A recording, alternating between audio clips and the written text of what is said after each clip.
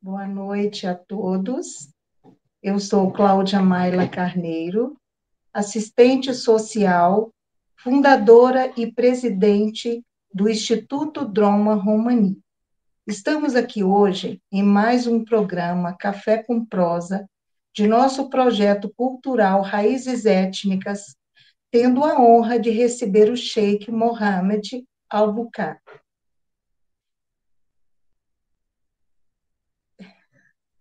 da Mesquita Brasil, para um dedinho de prosa. Um dedinho de prosa. Como dizemos nós mineiros, sobre um tema importantíssimo nos dias atuais, que é a questão da liberdade religiosa. Muito boa noite, Sheik. Seja Boa muito noite, bem-vindo. Nós obrigado. sabemos, por nada, nós sabemos que o islamismo, ou Islã, é uma religião monoteísta fundada pelo profeta Maomé no início do século VII, cujos fundamentos estão representados no Alcorão, livro sagrado que serve de base para a fé muçulmana. Islã é uma palavra árabe que significa submissão ou rendição, e se refere àqueles que obedecem a Alá, o único e verdadeiro Deus. Aquele que segue a fé islâmica é chamado de muçulmano.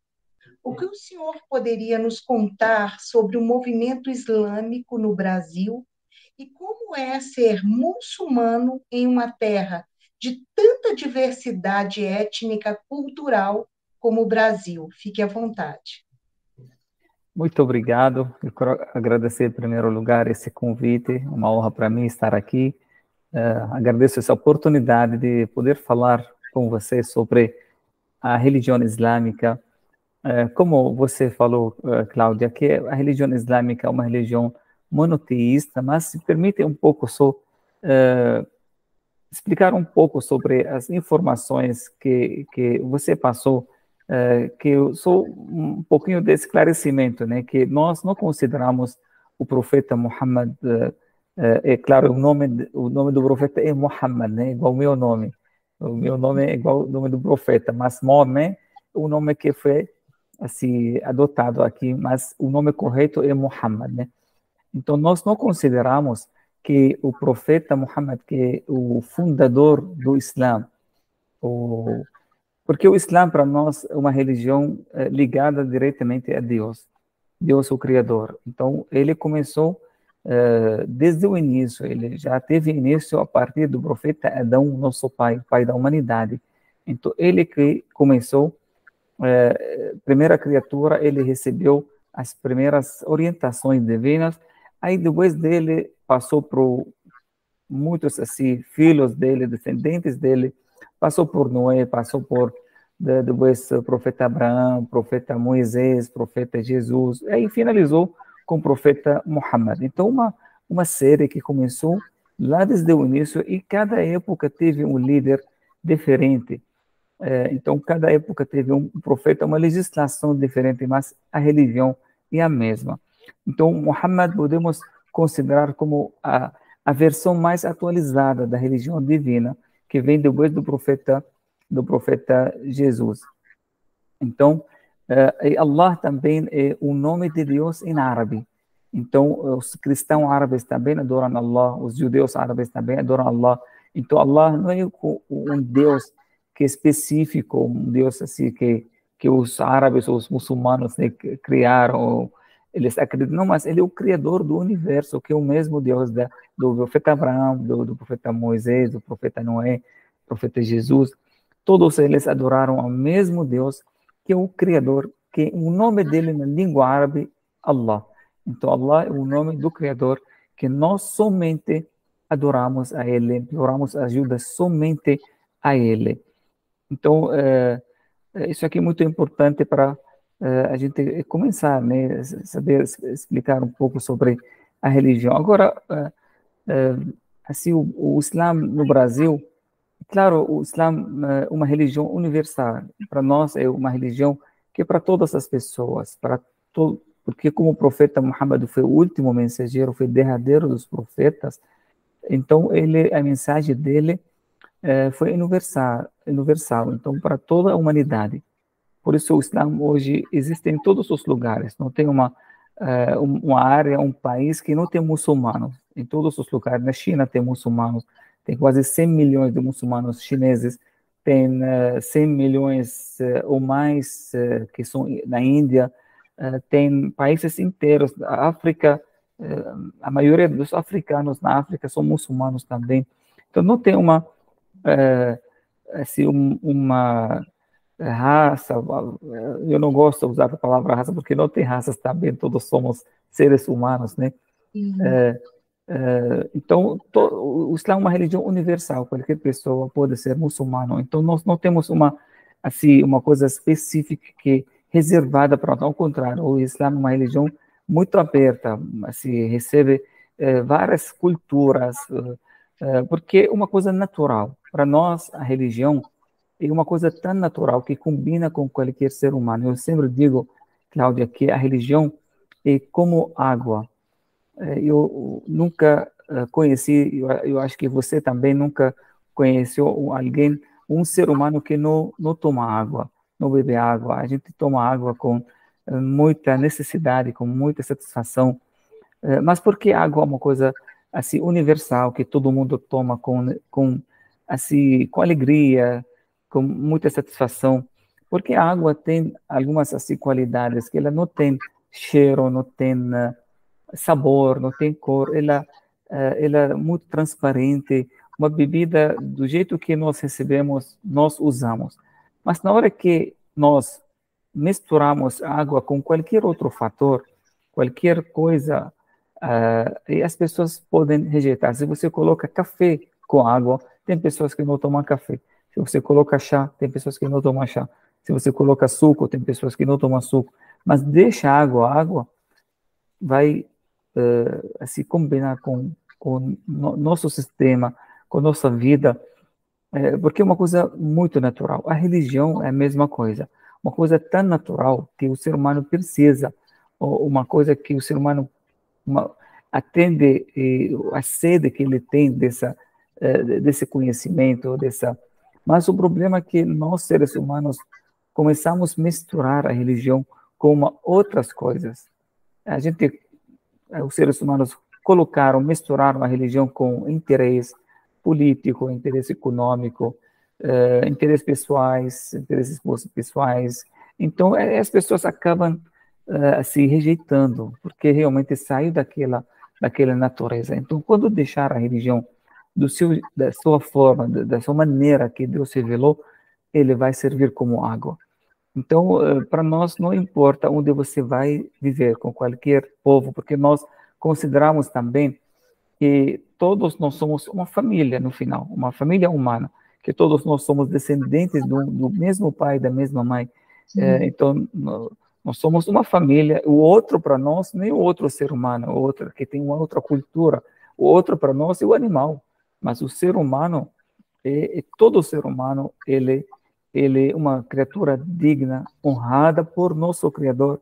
Então, em nosso irmão pode ter outra cultura, essas culturas e até as religiões, eles servem como línguas. A gente fala várias línguas, alguns falam português, outro fala árabe, outro fala inglês, mas isso aqui, todos nós expressamos a mesma coisa, mas numa língua diferente. Então, aqui não pode ser uma maneira para a gente se ter conflitos ou ter problemas por causa dessa divergência. Ao contrário, essas divergências culturais, religiosas, de conhecimento, de ser vários povos e tribos, até isso aqui tudo para trazer para a nossa vida riqueza e beleza. Isso aqui traz beleza e riqueza. Imagina se todos nós pensamos da mesma forma ou comemos uma comida só. Deus criou para nós quantas comidas, quantas cores que a gente tem na natureza. Essa diversidade não só entre nós, seres humanos, mas entre todo o universo que Deus criou, de uma forma que um complementa o outro, precisa do outro. Então, a presença da diversidade é uma coisa importante para nós. Por isso nós não temos problemas, nós somos muçulmanos, praticamos a nossa religiosidade com muita facilidade. Como eu falei, que a religião é uma coisa muito natural, não é uma coisa para complicar a vida do ser humano, mas para garantir a sua segurança, a sua saúde mental e espiritual, e para poder ter uma vida feliz, harmoniosa, com outras criaturas, com todos os seres, todas as pessoas. Então, esta aqui é a nossa visão como muçulmanos, e nós não temos, claro que tem dificuldades, como aqui hoje os muçulmanos, por exemplo, são minorias aqui, e tem poucas assim, poucas que conhecem o Islã, não todo mundo, e o Islã tem sofrido, né, muitos ataques, né, na mídia internacional, muitas acusações, né, que acabam realmente trazendo muitos problemas, mas a gente está tentando, assim, informar as pessoas, levar conhecimento. Essa é a única maneira que podemos levar o conhecimento verdadeiro para as pessoas. O Islã, como você falou, uma religião, a palavra Islã, que tem dois significados. O primeiro, aquilo que você falou, uma coisa, a rendição para nosso Criador. Quando nós entregamos a nossa vontade de uma forma voluntária, a vontade do nosso Criador. Depois de ter fé nele, confiar nele, e nós entregamos somente a ele. E tem outra palavra, o Islã, que na língua árabe vem derivada da palavra salam. Salam quer dizer a paz. Então, na hora que a pessoa se torna uma pessoa, segue as orientações do seu Criador, ele vai entrar na situação da paz, uma situação pacífica com si mesmo, com outras pessoas, com o universo, com outras criaturas. Então, esse aqui é o propósito da religião, formar um ser humano completo, bem construído, espiritualmente, mentalmente, moralmente, para poder construir e servir a vida da melhor forma. Nossa, que maravilha, sabe as palavras. Sheikh, explique-nos sobre 5 pilares do islamismo, que são os deveres religiosos essenciais destinados a desenvolver o espírito de submissão a Deus, a profissão de fé, preces rituais, as doações, o jejum e a peregrinação. Fique à vontade. Sim, então, essa aqui, podemos dar um exemplo, né? A religião tem 3 partes, na verdade. O Islã, ele tem 3 partes importantes, que são partes básicas, né? Eu sempre digo e dou exemplo como se fosse uma árvore da fé. A árvore tem raízes que são invisíveis, enterrados debaixo da terra, e isso aqui são podemos chamar os pilares da fé. Nós temos 6 pilares da fé, então são uma parte íntima da pessoa, no coração da pessoa. Então, para ser muçulmano, primeiro tem que ter al-iman. Al-iman quer dizer a fé, que tem 6 pilares: crer em Deus único, crer em todos os seus livros que foram revelados, como Torá, Evangelho, e também crer em todos os profetas que Deus enviou para a humanidade, sem negar nenhum deles. Também crer no dia do juízo final, a vida após a morte, e também crer no destino, que é uma parte da nossa vida predestinada. Então, são 6 pilares que o muçulmano deve ter no seu coração para ser muçulmano. Aí, depois desses 6 pilares, a árvore tem ramos, né, que são fora da terra, que são visíveis, né? Então, tem 5 pilares, aquilo que você falou, Cláudia, né? Primeiro, são coisas visíveis que as pessoas podem perceber, podem ver. Primeiro, falar, testemunhar oralmente que Deus é único e reconhecer o profeta Muhammad como último mensageiro, profeta enviado por Deus. E também praticar as orações, que são 5 orações diárias.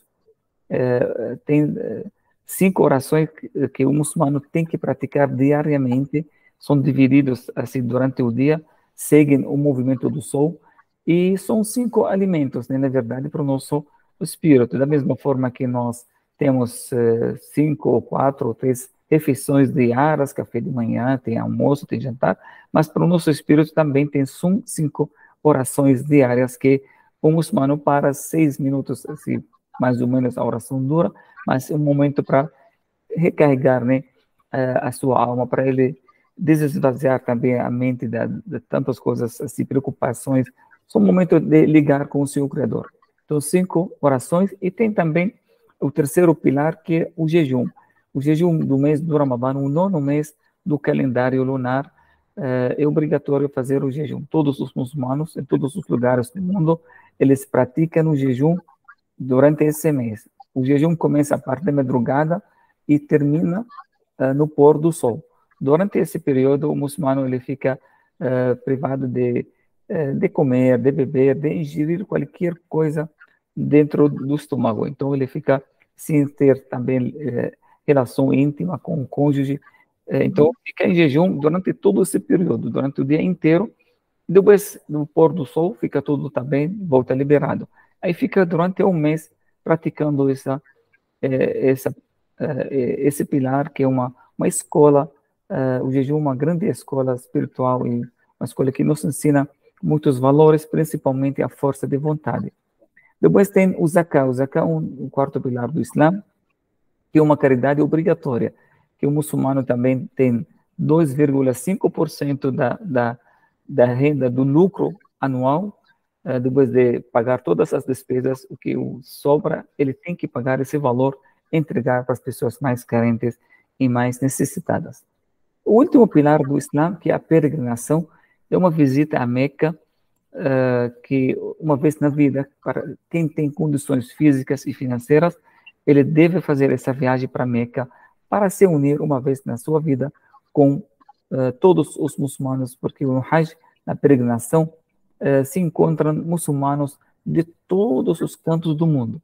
Então, lá é um congresso internacional que une, e lá nós conseguimos assim, praticar e vivenciar a igualdade, os valores humanos como igualdade, porque lá não tem assim, roupa, a gente não usa roupa, a gente usa toalhas brancas, então todo mundo é igual, você não tem como assim, saber quem, todas essas classes sociais que a gente criou desaparecem naquele lugar, a gente vive em uma igualdade verdadeira. Então, é o seu quinto pilar do Islã. Aí depois tem a terceira parte, que os frutos da árvore. Então, a árvore tem raízes e tem os ramos, mas também tem que ter os frutos. Então, fruto de tudo isso, o bom caráter. Então, são o caráter que o muçulmano deve ter: honestidade, lealdade, veracidade. Então, esses aqui são frutos daquilo que ele acredita no coração. E aquele que pratica no seu corpo, no seu físico, ele pratica os 5 pilares, como jejum, a oração. Aí, no final de tudo isso, tem que aparecer na sua conduta, na sua, como ele liga como ele trata seus pais, sua esposa, seu marido, seus filhos, vizinhos, como trata seus vizinhos, como trata os animais, como trata a natureza. Então, tudo isso aqui é um comportamento que deve ser também um comportamento bem iluminado, que é bem honesto. Então, isso aqui é o fruto de tudo isso. Isso, o objetivo de tudo isso, construir, como falei, um ser humano preparado para ser um bom servo de Deus. Como a gente fala, um bom cidadão, quando um brasileiro, ele segue as regras do país, do seu país, ele respeita tudo. A gente fala que ele é bom cidadão. E também a gente tem que criar um bom muçulmano, um bom servo de Deus, que esse servo de Deus com certeza vai ser não só bom cidadão, mas ele vai ser ótimo, vai ser excelente, uma pessoa que serve como um ser humano. Isso aqui é muito importante, e isso aqui é o propósito de todas essas práticas. A religião não vem para você pratica uma coisa que não tem objetivo, não tem propósito, tem objetivo que criar esse exemplo de ser humano. Nossa, que maravilha. Bom, por favor, Sheik, nos conte um pouquinho da história do livro sagrado, o Alcorão, também chamado como Corão, né? Que foi redigido em árabe entre os anos de 610 a 632 da Era Comum, e contém palavras exatas de Alá reveladas pelo anjo Gabriel ao profeta Mohammed. Mohammed, não é isso? Exatamente. E também sobre a vida deste grande profeta. Então, o profeta Muhammad, ele é um dos descendentes do profeta Ismael, o filho do profeta Abraão.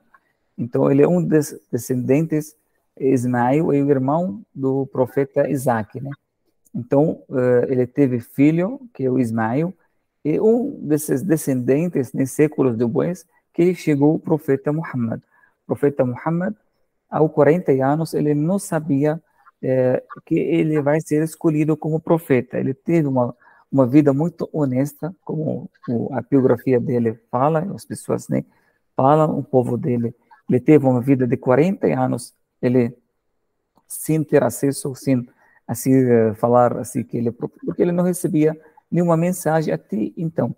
Então, depois de 40 anos, ele acostumava ir, porque ele não concordava com a maneira com os Quraishitas, o povo da Meca naquela época adoravam Deus, né? Porque eles reuniram muitos ídolos, assim, fizeram muitos deuses, né? Ele, assim, rezaram, praticaram adorações.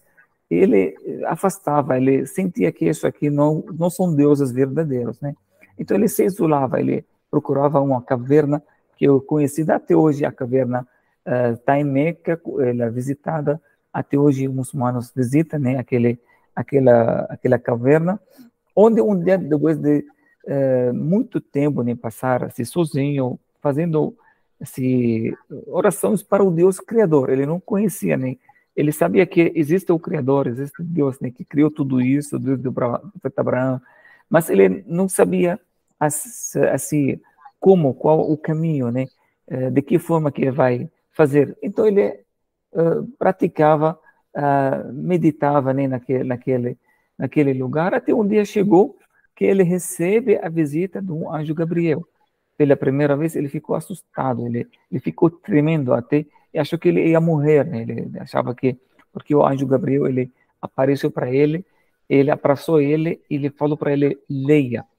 Então, o profeta, na época, ele nunca aprendeu a escrever e ler. Ele era analfabeto, não sabia nem ler nem escrever. Aí, o anjo Gabriel fala para ele, leia. Aí ele responde, ele falava, que eu não sei ler, eu não consigo ler. Aí ele falou mais uma vez e abraçou, assim, de uma forma mais, assim, forte, né? Ele falou que ele sentia muito, assim, dor de tanta, assim, força que ele falou, leia. Ele falou, não, eu não sei ler. Aí depois ele falou, leia em nome do teu Senhor aquilo que criou. Então ele começou, revelou para ele o primeiro versículo do Alcorão, que Iqra bismi rabbika alladhi khalaq. Isso primeiro, leia em nome do teu Senhor que criou o ser humano, criou o universo.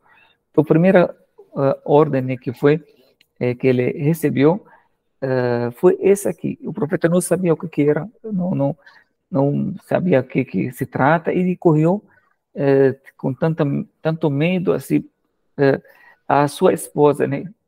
A sua esposa que chamava Khadija, que procurou assim recorreu a ela, procurou assim um lugar da proteção, da segurança, né? E começou a contar para ela o que aconteceu com ele. E ela falou para ele, olha, você é uma pessoa muito honesta, uma pessoa muito verídica, que Deus nunca vai assim te prejudicar, você nunca vai ser prejudicado, porque é uma pessoa muito assim honesta, muito verdadeira, muito leal. Então, e depois ele ficou alguns assim, dias, depois ele voltou na mesma caverna, né, que também recebeu da outra vez a visita do anjo, e nessa vez que o anjo falou para ele que você vai ser o mensageiro de Deus, o mensageiro que que foi escolhido e vai lá alertar o seu povo. Então ele começou a divulgação, né? Começou a receber esses versículos do Alcorão, né? Ele não sabia ler nem escrever, ele chamava pessoas, né, na época que abraçaram o Islã, que sabem ler e escrever, e começaram a escrever os versículos que ele falava para eles, cada vez que ele recebe a visita do anjo, durante 23 anos. Então, durante 23 anos que o profeta recebeu o Alcorão, e foi escrito na época dele, foi preservado, protegido, e depois o profeta faleceu com 63 anos. Então, durante todos esses 23 anos, o profeta ficou só divulgando a sua missão, fazendo sua missão como divulgador, trouxe toda que o muçulmano precisa, tudo que nós precisamos, toda a informação. O Alcorão foi completo, desde o início até o final, foi completado, e foi revisado antes do falecimento do profeta, e foi escrito, e foi até hoje, até o dia de hoje, que nós temos o Alcorão preservado na sua língua original. Nós não temos duas versões do Alcorão. Foi assim, uma versão só do mundo inteiro. O Alcorão tem traduções para todas as línguas do mundo, mas a versão do árabe, ele é que consideramos como sagrado. Então, o árabe, ele é o Alcorão que preservamos, que o Alcorão é uma palavra que significa leitura. Então, a leitura é a chave do conhecimento. A pessoa, para conhecer, tem que ler. Isso aqui, primeira ordem que o profeta recebeu, leia. Então, a leitura realmente que traz conhecimento, e o conhecimento, a única coisa que o ser humano precisa para conhecer, para crer, para tudo, tem que aprender. Essa aqui é a maneira que o profeta recebeu o Alcorão, e foi encerrada também, e foi preservada, protegida até o dia de hoje. Nossa, que maravilha. Depois de revisitarmos aí um pouquinho da história, né, Islã, prezado Sheikh, vamos nos focar na contemporaneidade dos dias atuais aqui no Brasil, quanto ao tema liberdade religiosa. Existem situações discriminatórias às quais cabem providências legais com relação à prática dos costumes e tradições muçulmanas que seja do conhecimento da comunidade? Então, a questão da liberdade religiosa, para nós, um princípio islâmico. Essa liberdade é um princípio islâmico e o corânico também. Então, para nós, fora das leis que o ser humano, que nós, seres humanos, colocamos ou planejamos, mas é uma regra islâmica. Tem um versículo do Alcorão Sagrado que diz: La ikraha fi din, que não há imposição enquanto a religião. A religião não aceita ser uma coisa imposta, porque uma coisa a pessoa vai praticar da sua vontade, sozinho, com amor. Então nunca pode ser uma coisa forçada, não aceita. Então Deus deu para nós livre-arbítrio para poder cada um escolher aquilo que realmente pode chegar com sua pesquisa, com seu estudo, com sua convicção, e cada um vai ser responsável, vai ser questionado naquilo que quem vai julgar é o próprio Deus, nós não podemos julgar. Então, mas um princípio corânico, islâmico, que a religião não pode ser forçada, não aceita. E a liberdade religiosa é uma vontade divina. Se Deus quisesse que todos os seres humanos seguir um caminho só, ele faria isso. Poderia criar criaturas como os anjos. Tem os anjos que eles não têm livre-arbítrio e são milhões e milhões, mais o número dos anjos, mais do que os seres humanos. E não tem nenhum anjo que desobedece a Deus ou desacredita em Deus ou faz o mal. Eles não fazem o mal, eles só fazem o bem. Então, é uma criatura que existe. Deus, o propósito do ser humano é diferente de ter seu livre-arbítrio. A única criatura que tem essa liberdade, essa honra de escolher é o ser humano. Claro que dada por Deus para nós. Então, nós não podemos impedir ou dizer que isso aqui tem que forçar, obrigar alguém a seguir uma outra religião, porque ele não aceita essa força. E também nós, é claro que apoiamos qualquer iniciativa, qualquer assim, lei que pode preservar esse princípio, né, como um direito também, um direito humano. A gente sabe que a religião é um princípio, uma necessidade humana, então ele também é um direito humano. Então, desculpa.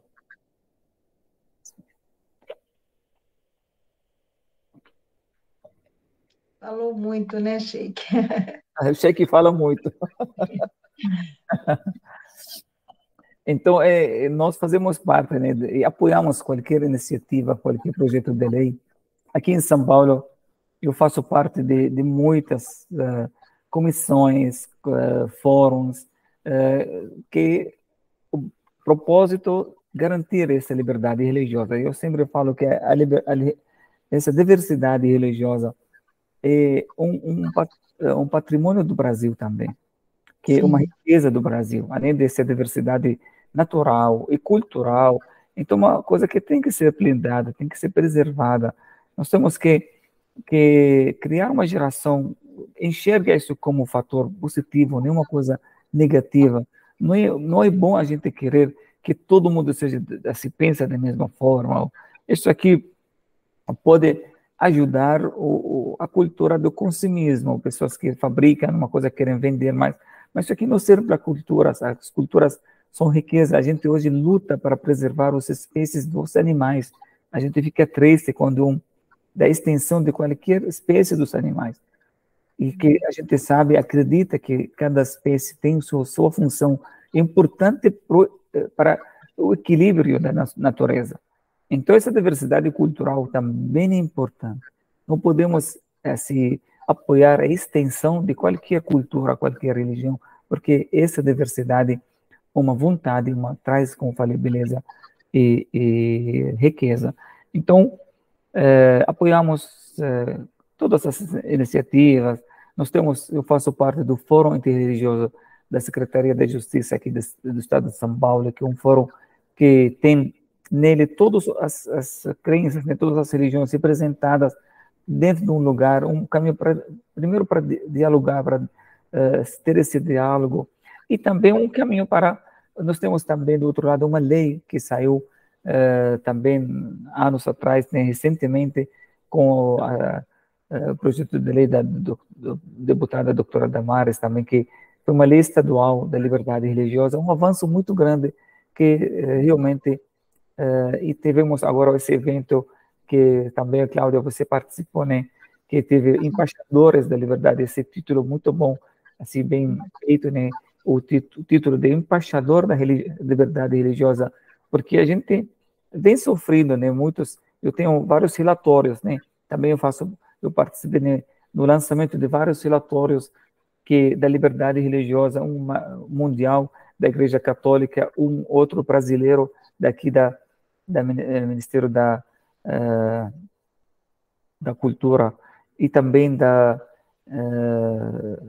aqui do Brasil, uma iniciativa, um estudo acadêmico sobre a islamofobia também. Então, vários assim, estudos que realmente mostram para nós que estamos presenciando, infelizmente, um caso de intolerância religiosa.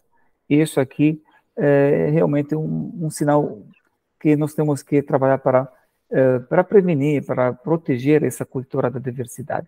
Então, eu acho que nós temos que trabalhar mais como religioso, como pessoas que trabalham na educação, nós temos que trabalhar na parte da prevenir. Agora, tem também leis que podem punir, podem fazer outras coisas, mas o mais importante é conscientizar as pessoas sobre isso e também falar da importância e trabalhar junto, porque nós temos também muitas coisas comuns. Por mais que a gente pareça que nós somos diferentes, cada um tem sua religião, mas no final nós temos problemas comuns, nós temos que trabalhar junto para o bem-estar do ser humano, seja de qualquer cultura, qualquer religião, mas ser humano, uma criatura digna, respeitada por nosso Criador. e nós temos que trabalhar junto para ter um ser humano com seus direitos garantidos.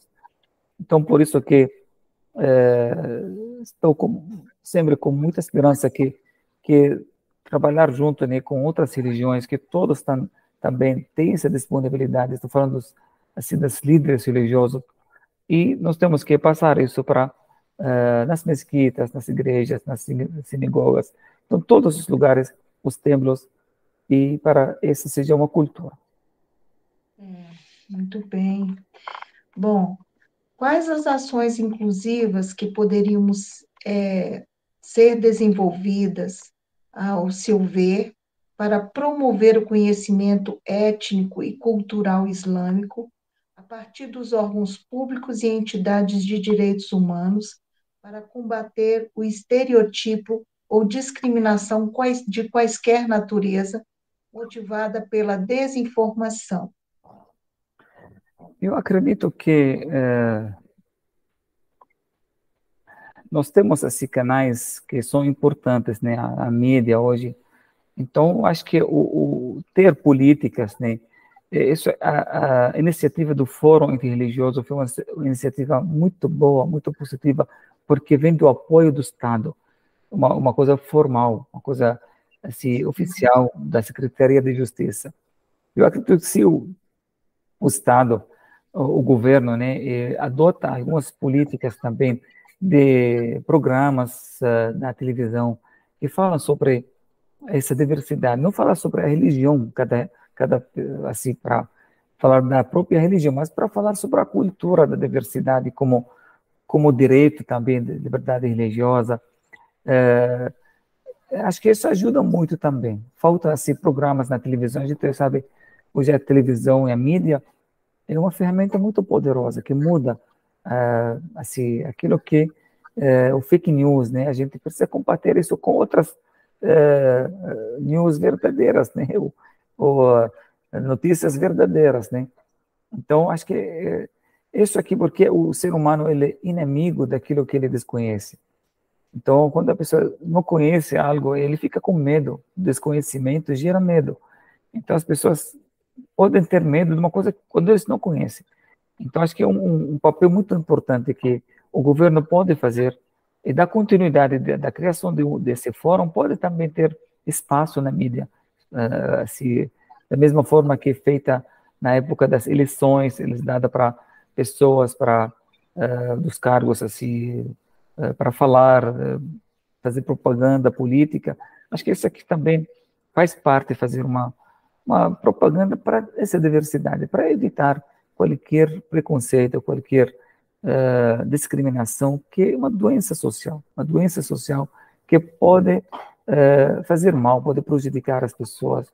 A gente vê que nas escolas também pode ser feito um trabalho educacional também são políticas públicas que podem ser adotadas pelos próprios governos, como falei, não para falar da religião, mas para falar dessa cultura de paz, cultura pacífica e convivência, o respeito que eu acredito que é um direito também, precisa ser respeitado pelo aquilo que acredita e também da sua prática um direito constitucional também, um direito que a Constituição brasileira garante. Então, só precisa divulgar isso e também explicar, né, o que as pessoas talvez não conhecem das religiões, pode ser também o conhecimento, a melhor forma, na minha visão, que pode melhorar muito essa situação. Muito bom.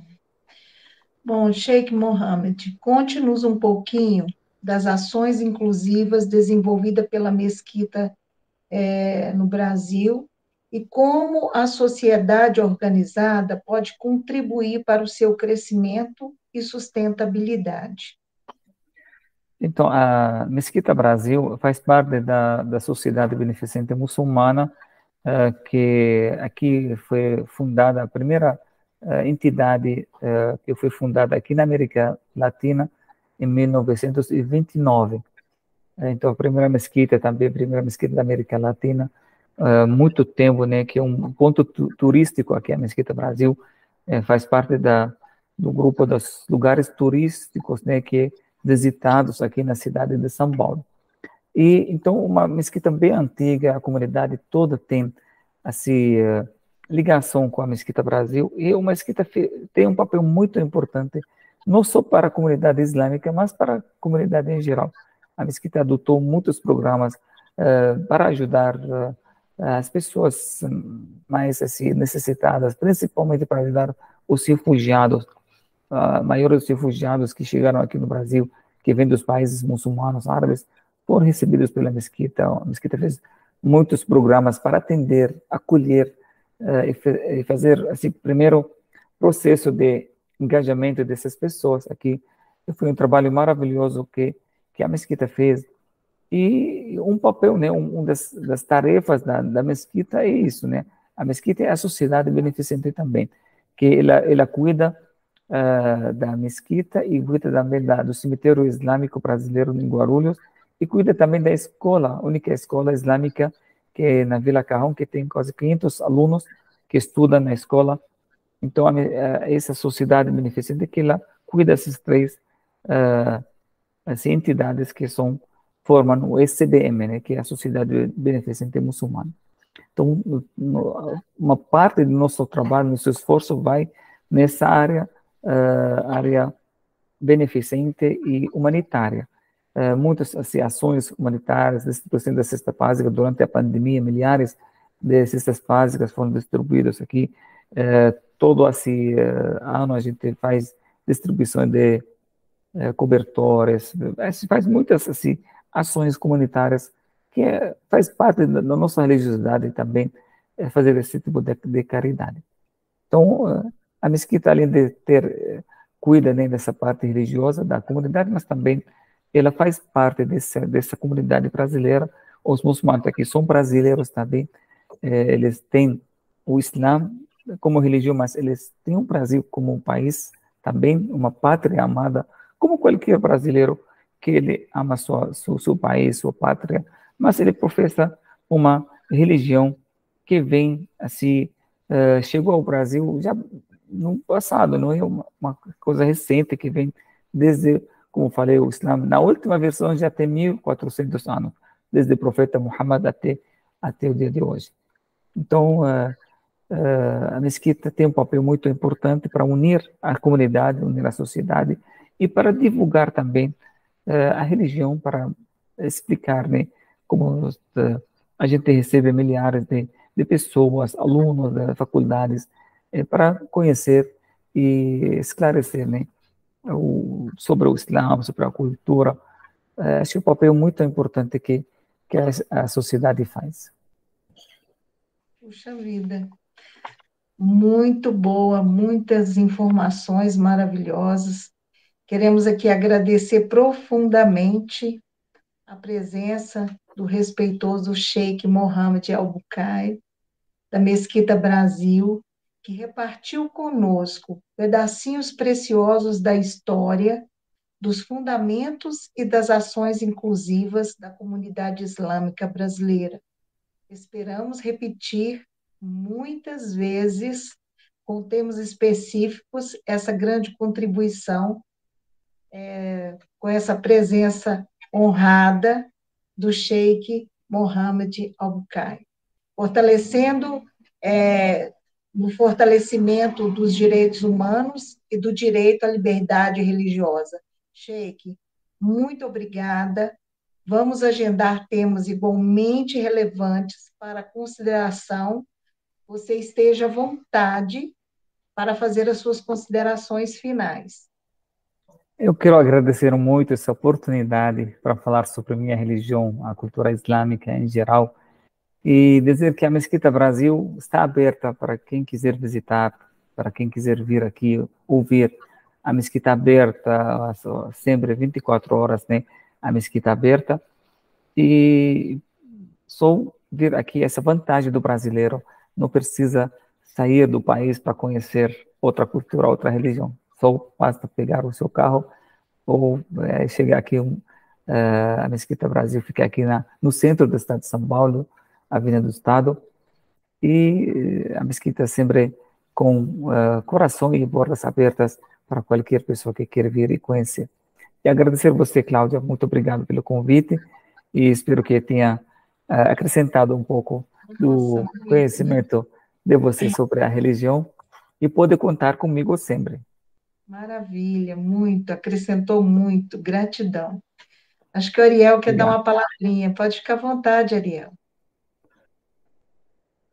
Queria somente agradecer ao nosso querido, respeitado Sheik e dizer para ele, né, que ele explique para nós aquela expressão bonita, né? Allahu Akbar.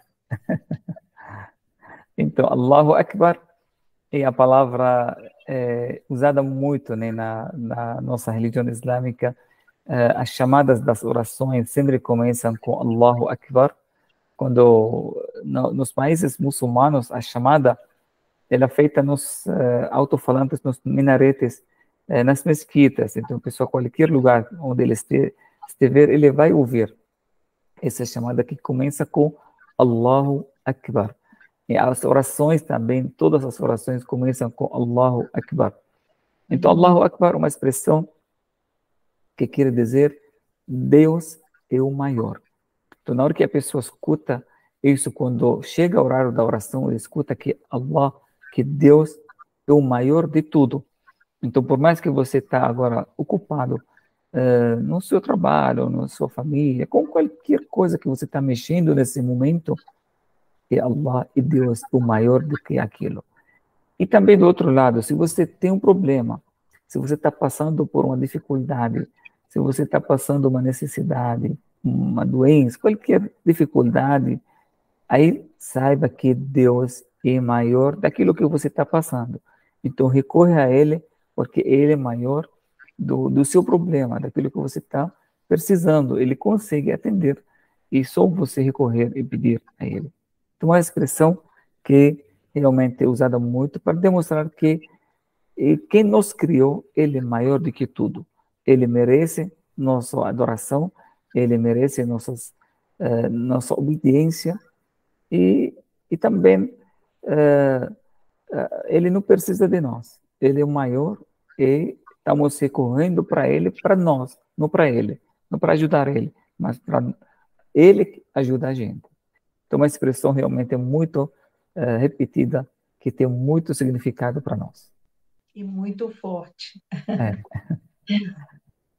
Bom, muito obrigada mais uma vez. Queria aqui dizer que as suas palavras foi muito tocante, no sentido, assim, muito profundo. Gratidão mesmo pela sua colaboração aqui, porque sabemos que muitos vão assistir e vão se inteirar do que é para eles algo que não conhece, né? Então, é maravilhosa a sua contribuição. Muito, muito, muito gratidão mesmo. Eu que agradeço. Obrigado. Agradeço eu. Muito obrigado.